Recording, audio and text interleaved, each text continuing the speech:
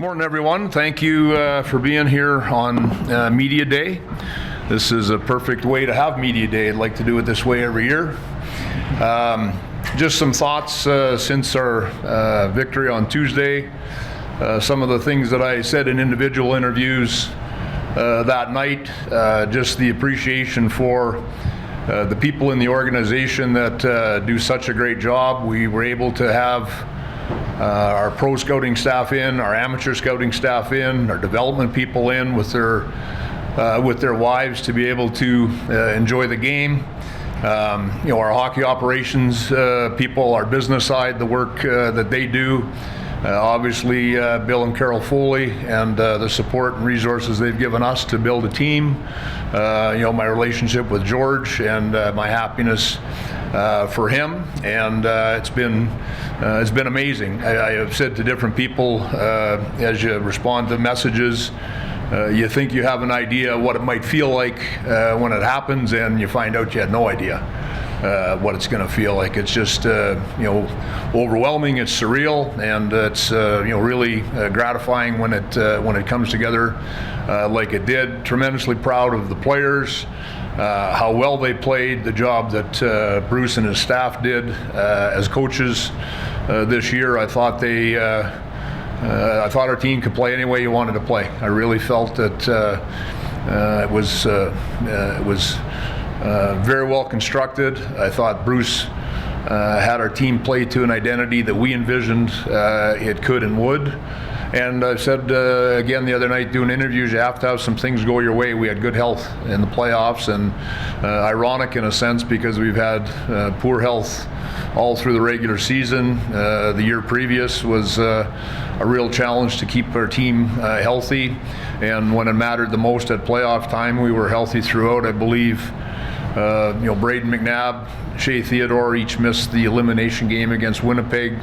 Braden Hall and Ben Hutton came in and performed admirably. Petro missed a game in the Edmonton series with a suspension, and past that, pretty mumuch healthy, except for, as was the story of the year, the story of the second half, not the first half, the goaltenders, where Laurent Brossoit, beat his old team, beat his old goalie partner Connor Hellebuck out in the first round of the playoffs, played tremendous, and in Game 3 in Edmonton was injured, where Aiden had to come in and play after a couple of months out of the lineup, and just played unbelievable for us, as you all know. So the focus now is the draft, which is right ahead of us here. Our amateur staff remained in town. They'll do their final year-end meetings this week and through next week. Free agency on July 1st, so that's falls to the responsibilities of our pro staff. We've got our own free agents that we will work towards here over the next little while to sort out where we're at with those situations, and you don't have a long time to enjoy it in the short term. In the long term, it's something that'll stay with all of us forever.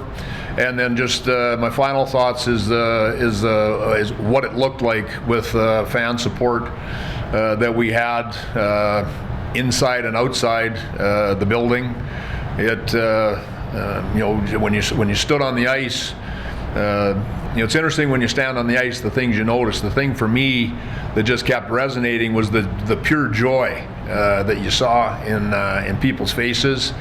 And then the other thing that kind of stuck out to me is how long the fans all stayed in the building. It was I thought a significant amount of time after the game had ended. You look around and the building's still full, which is tremendous when you can win on home ice. That hasn't happened as often as you might expect. There's been some situations where teams had that chance and couldn't close, then won it on the road. So for us, we missed the chance to win the Dallas series on home ice, and it was one of the things that I said at the end of that series. I felt better prepared for the Stanley Cup final because our series with Dallas had gone 6 games than if it had gone 4 games. And the reason that I said that is, when you miss getting it done in the 4th game, and you think, well, we'll finish it at home in the 5th game, and that doesn't happen, that puts a lot of pressure on a team.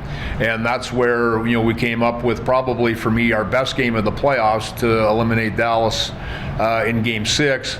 And knowing that you have that in you, that's what playoffs force you to do. They force you to find it like you maybe never dreamt you could. You overcome doubts, because there's going to be doubts over the course of a playoff run. And I thought that win just really served us well. And then I think as well, we weren't going to miss a second opportunity in Game 5 on home ice to end the series, and of course this one was for the Stanley Cup. So happy for our fans that we were able to do it at home, and like everyone, really looking forward to the parade tomorrow. These are things that you dream about, and it should be a great day for the organization, a great day for our city, and it'll be really special. So with that, I'll open it up to any questions that people have.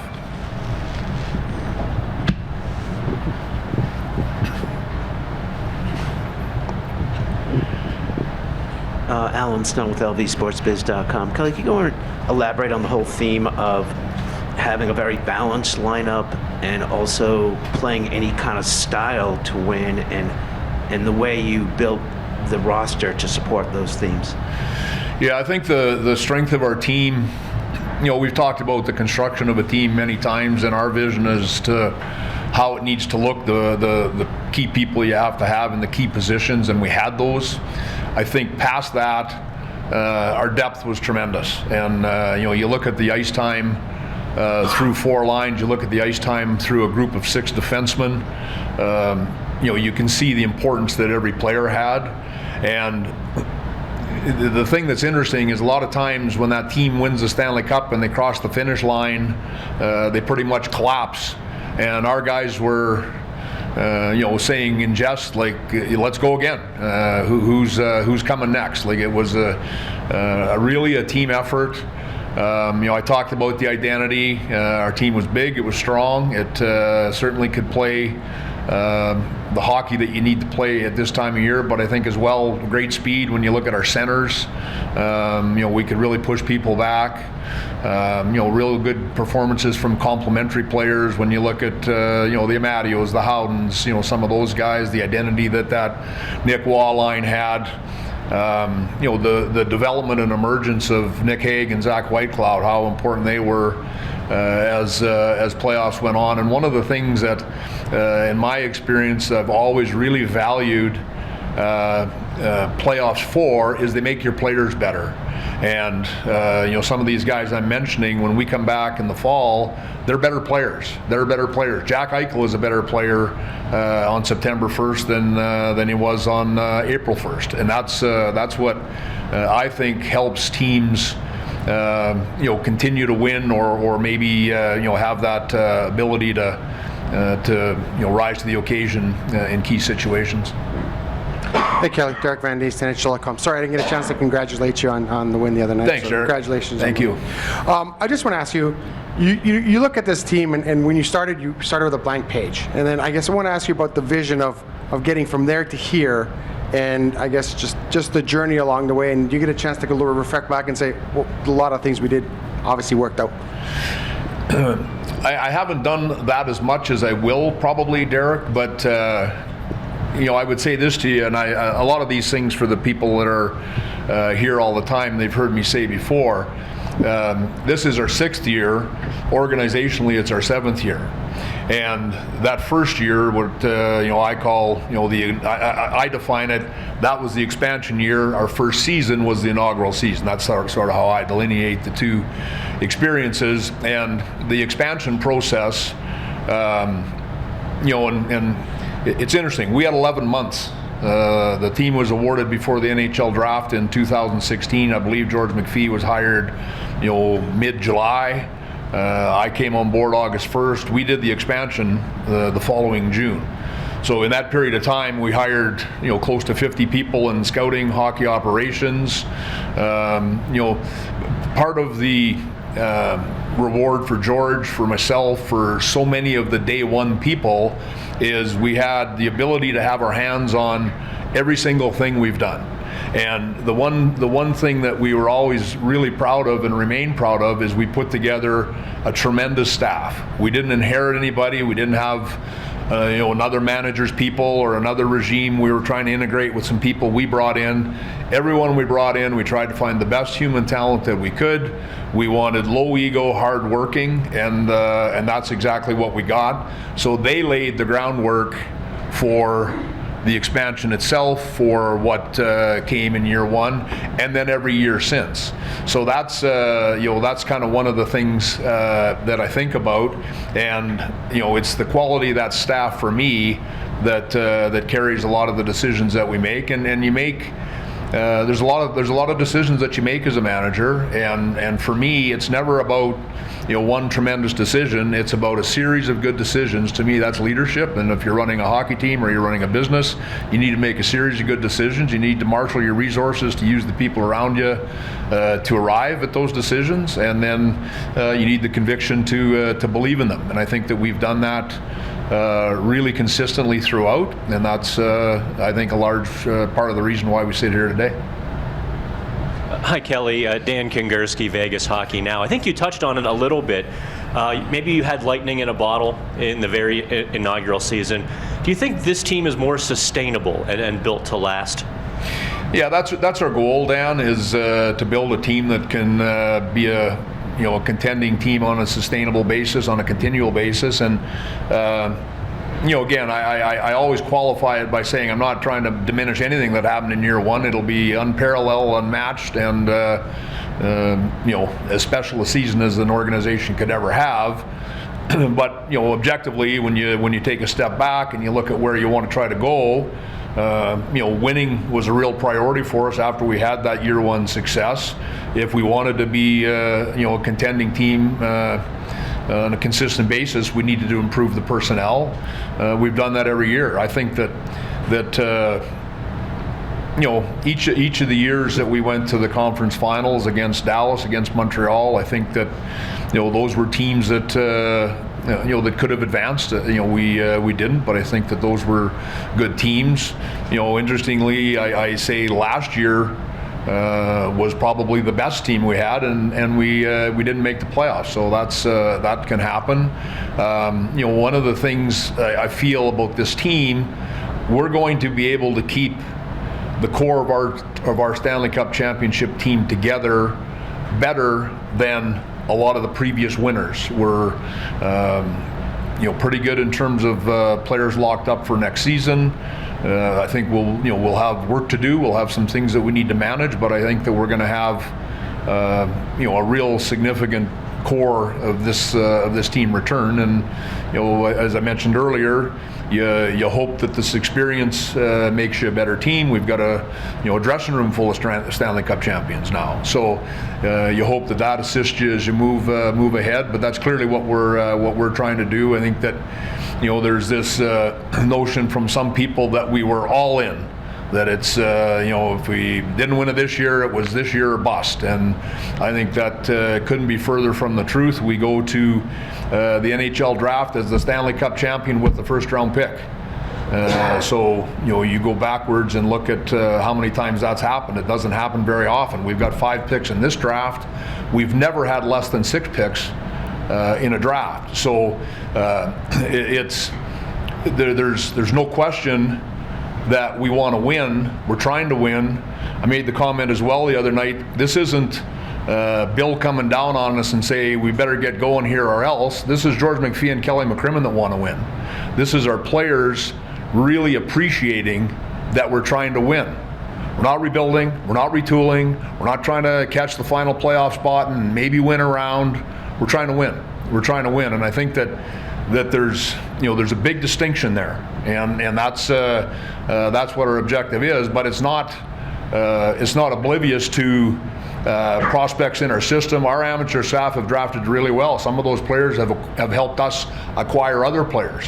We made a really important trade for Ivan Barbashev this year. We traded a good young player in Zach Dean that our amateur staff had drafted. So this ties together, and we continue to try to be in a position where we can have good teams. Kelly, Mike Zeiss for NHL.com.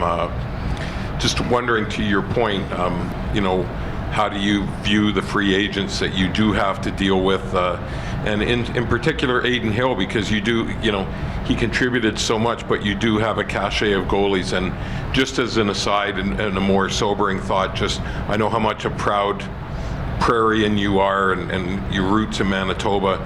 Just a word to the people there after the horrible bus accident there yesterday. Well, heartbreaking, Mike, and just parallels so much in my mind with the Humboldt tragedy, I know exactly where it happened. I've driven the highway 1,000 times. Broad daylight, it's almost unthinkable that it would happen where, on the prairies it might be in a storm or whatever. That wasn't the case, as was the case with the tragedy in Humboldt, and heartbreaking. My heart goes out to them. I read the Brandon Sun this morning, the Winnipeg Free Press this morning, just to hear as much to read as much about it as I could, but it's heartbreaking for sure. The rest of your question with respect to the free agents, Mike, we've got some players on expiring contracts. You mentioned Adin, Barbashev. We've got Phil. We've got Jonathan Quick. We've got Teddy Bluger. That's business that we'll take care of in the next couple of weeks. Every team goes through that. The thing that's makes it a little different for us is the success we had and the contributions that those people made, and the fact that it's June 15th. But we don't. I mentioned it earlier. We don't get to sit on this for long. We've got work to do and things to prepare for. Kelly, Willie Ramirez with the Associated Press. I asked Bruce this, considering his career has taken him to 3 traditional, long-standing pro sports cities: Chicago, Washington, Boston. You've made your way through you've seen plenty of hockey cities, but you've been here since the beginning, and you're somewhat the architect of the Golden Knights bringing the first Stanley Cup in just 6 years. I'd like your thoughts maybe on the evolution of Vegas in still probably its infancy stage as becoming a pro sports town, but 2 teams have been to 4 championships, 2 teams now have 2 titles, and just how great it is to sort of be here at the beginning of Vegas's pro sports town, life. It's interesting, Willie, because in a sense, pro sports are now part of the identity of our city, and you look at those things that no one can ever take away from you. We'll always have the pride that comes with being the first one, the pride that comes with being Vegas born. The unfortunate tragedy that kind of galvanized the people to the players and vice versa. I think some of those things will never change. I mentioned in my opening comments the people outside the building on Tuesday was incredible. I expect we'll be overwhelmed tomorrow when we see the support that will be there for the parade. And that's George talks about it all the time. Bill talks about it all the time. We want to be part of the community. We want our players to be part of the community. And hockey players are good guys. I think we are really proud of that in our sport. And then I think within our own team, our leadership and our character is tremendous. And not to deviate from your question, but there's times in a playoff run where you're really challenged to find that. And I felt in the Edmonton series, which was, tremendously competitive, our character and our leadership really helped us as that series went on, and I think, in my opinion at least, it got us through that series. So, we've got really good people. A lot of these guys that we call great character players on a hockey team are really good people as husbands, fathers, and people in a community as well. Bingo's Las Vegas Journal. Kelly, you mentioned goaltending injuries were kind of the story of the second half. Is there any update on Logan Thompson? How can you be wearing a University of Minnesota shirt at a Vegas Golden Knights press conference? I interrupted the home state. God, man. Okay, sorry, your question. I honestly, I was looking right at it. I didn't even hear you. It's all good. I know you have a different M. Yeah, that's right. You mentioned goaltending injuries being kind of the story of the second half. Is there any update on Logan Thompson, Laurent Brossoit, and Robin Leonard? Yeah, they all improved, and the goaltending was unprecedented, and it was interesting because we had no injuries with goaltending until the All-Star break, and then it was a challenge to make sure we had 2 to play. That's why we added Jonathan Quick, who ended up playing in 11 games for us.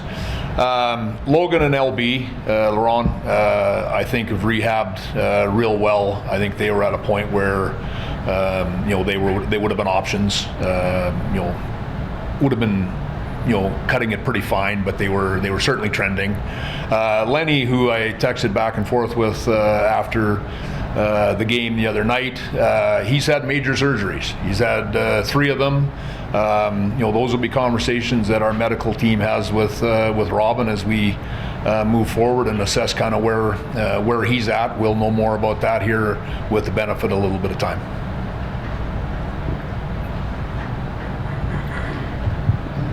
Hey Kelly, Steve Carp with the Sporting Tribune.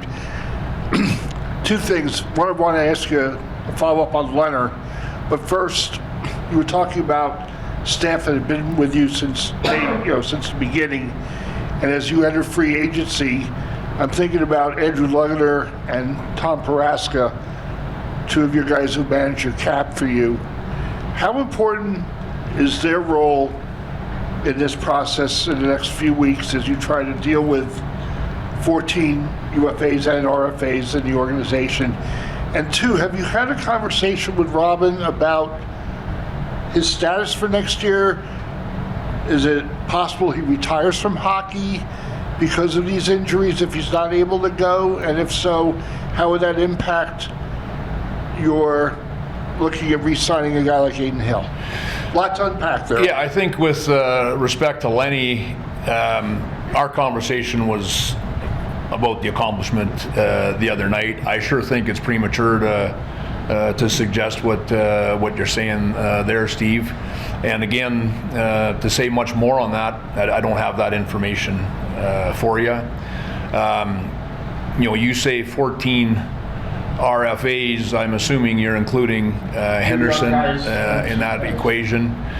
When you look at last year, our RFAs last year: Nick Waugh, Nick Hague, Zach Whitecloud, Brett Howden, Keegan Colasar, Logan Thompson, Paul Cotter. We're all RFAs. Off of our NHL team, our only RFA this year is Brett Howden. So I think we're in a decent spot there. The UFAs, I mentioned those guys by name earlier. Those RFAs, that we, every one of those players deserved more money. They had improved, they developed, and that was why some of the decisions we made were made, was to keep those players in our lineup. And as I read the names off, those guys are a big part of the reason why we won a Stanley Cup. So in a cap world, those are really, really valuable players. I think when you look around the NHL, sometimes those are roles that teams are signing UFAs to try to fill on, contracts that fit into a salary cap structure. I call these guys in our organization homegrown because they were all acquired as young players and have developed in our organization. So Brett Howden would be the only player off the big team that's in that position again. So I feel there's always work to do. There's always hard decisions to make.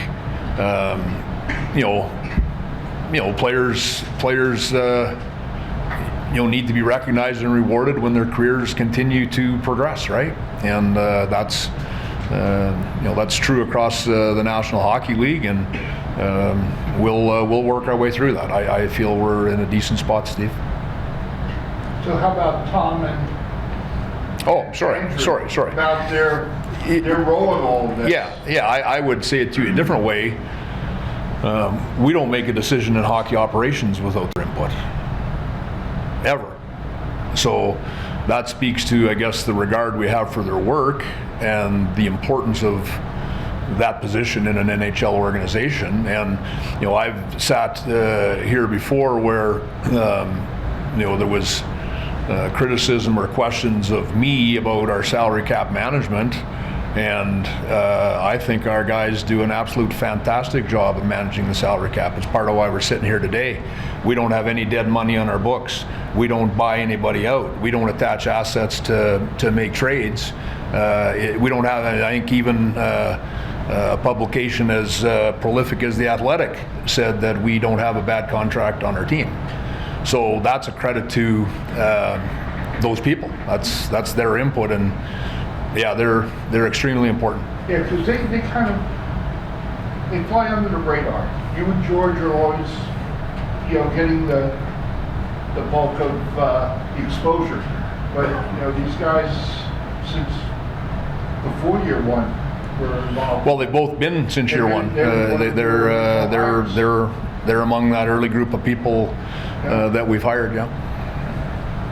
Thanks. Vince Sapienza, Fox 5, you touched on the pride you have in your staff and what they've done since year one. Just curious, can you take us kind of behind the curtain, those moments with you and George as the clock's ticking down, and then have you had a moment, just you two, to kind of reflect a little bit, being hunkered down that expansion year to now? Not a lot, Vince. I think, I mentioned earlier, just as an observer on the ice, the joy you saw in people. All of our scouts were on the ice. The guys that Steve just mentioned, George, and in the case of George and I, we're always together. We're always talking. So, we both knew what was at stake. I don't think until Mark Stone scored the 8th goal that George thought we might win the Stanley Cup. No, it's a little bit surreal, right? That's how it is, and you wake up that next morning and it kind of takes you a minute to sort of get your bearings, and it's a good feeling. We had a good visit, kind of a bunch of us in hockey ops yesterday, where we just sat around and talked about the night that was, and how much fun. And again, you talk about behind the curtain. I mean, everything we did that night was completely choreographed. We had a place to go after the game. We had a place to go after we went to the place after the game. It was just all laid out so that all you had to do was enjoy it. And they do these things behind our back, because they know if we knew what was going on, we'd be furious, right? and yet, the NHL, they insist they need a list of 18 people that get to go on the ice first, right? So, they have to bring some of this stuff to you because they have to have it. It's part of how it works. But yeah, as a pure hockey guy, it's almost. Honestly, it was kind of an hour after the game that the thought crossed my mind, we won 9-3. It just even, I kind of lost sight of it, because obviously what was important was the win, right? Well, yeah, the guys played great. I thought in the second period, when the Florida player broke his stick, that was the game. That was the game. It never ever was back in their hands. And to the question that's asked, or the comment that's made by Mike earlier, Aiden made some good saves early in that game. You never think in a 9-3 game, boy, the goalie was good, right? But he made some good saves, and then of course, we get a little bit sloppier in the third period, which is human nature. But happy for all of those guys that you work hard in this business. I'm not talking about myself. I'm talking about these people that I've referred to. And when you look at amateur scouts and their roles, there's not a less sexy job in hockey. Those guys are on the road every day. They're in rinks all across the world. Is where those guys go to do the work. The pro staff guys are on the road all the time as well. So. We had a call this morning with our pro staff just to do a little bit of a reset, and I made sure I thanked them, recognized them, again, happy for them, and yet turning the page to get ready for what we have ahead. Danny Webster, Las Vegas Sun. Kelly, when we talked on Tuesday, after I'd asked you if you had a chance to reflect a little bit on the journey you had, and you as you mentioned in the opening comment, you deflected it to everyone else, and the credit for them. Now that you've had a few days to reflect on since you took the job in 2019, have you had a chance to kind of sit down and just examine just the moves you made along the way, the decisions you had to make to get to this point? Well, that we always do, Dan. I think you always have to, debrief and review what you've done, why you did it, and how you feel about it afterwards. I think that's how you learn and grow. In a word, I would say, if I was to reflect, I would say in a word, grateful. A great opportunity that I had to come and work in this organization. Tremendously grateful that George McPhee saw fit to promote me to general manager in 2019 when he's such a good general manager himself. So grateful for that. You get so many messages in these situations, right? So, I've got, so many text messages from former players, guys that played for me in Brandon, guys that played for us here, people from the Western Hockey League, general managers from the National Hockey League, all kinds of different people from the National Hockey League that reach out to congratulate you. And if you work in the game, you recognize it's hard to do. It's hard to do. So I'm really appreciative of how happy a lot of people have been for me. I mentioned it on the ice the other night. I'm really appreciative and grateful that my family could be here. My daughter, my son, their significant others, my wife. Brad's son was here, which was really neat. One of my longest friends from University of Michigan was here, which flew in for the game, and we got to do a couple of dinners and stuff. So that was really meaningful too, right? So it's unfortunate when you're doing this, you don't probably appreciate some of those things like you should, because you're so focused on trying to accomplish what you're trying to accomplish, and yet there'll be time this summer, having a beer and a cigar on the deck where you just feel good about kind of how it happened. When you get your day with the cup, that'll be important. Those types of things. Seeing my parents, look forward to that. Take one final one from Chris. Chris Chapman, Fox Sports Las Vegas. Kelly, Ivan Barbashev probably wasn't the biggest name to be traded at the deadline, but it turns out it was probably the biggest move to be made at the deadline. His play, did it somewhat maybe even exceed your expectations of him? Because I know you'd said when you acquired him, you identified very early that he was a player you targeted. So did he somewhat exceed your expectations, and how imperative is it to bring him back and get him re-signed? Well, he was pretty much exactly what we expected, to be completely honest. I think I said when we made the trade how many times our scouts had in-person viewings of him. At the time, we felt it was a trade along the lines of some of the moves that Tampa have made at the deadline, where your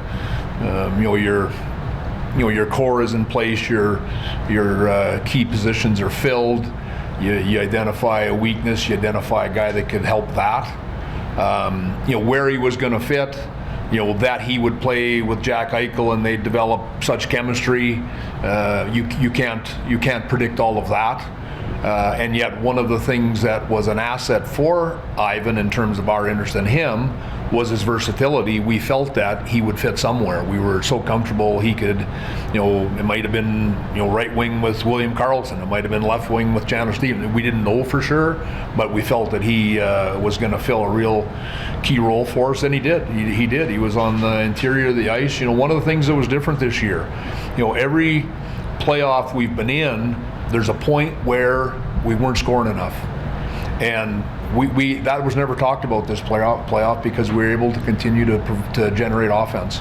And I credit Bruce for some of that. I credit the changes to our roster for some of that. I credit a guy like Ivan Barbashev, but Brett Howden, who I touched on earlier, being a complementary piece, he was a guy that got to the interior. Michael Amadio got to the interior, and that's when you go in the playoffs, and you look at when we played Montreal, those top 4D, how big and strong those guys were, how hard it was to get to the inside. Dallas the year previous, same type of thing, really hard to get to the inside. You need to pay a price to get there, and then to tie it back to the depth, guys took turns seizing the moment. It was there was never, when we went to the rink, boy, if Jack Eichel's line doesn't play good tonight, we're going to be in tough. We're not going to be able to get it done. Well, maybe Chandler Stevenson's line carried the mail that night, which you saw in the final series. I thought Chandler's line was unbelievable. So, I think the combination of some changes to personnel, some tweaks in terms of how we play, but then the depth, I think, is what allowed us to generate more offense this year than we have in the past. And then just how imperative is it to get him resigned? Well, he's one of the UFAs that we talked about, and his value is obvious. There's the whole process we'll go through and see what that looks like. Thanks, Kelly.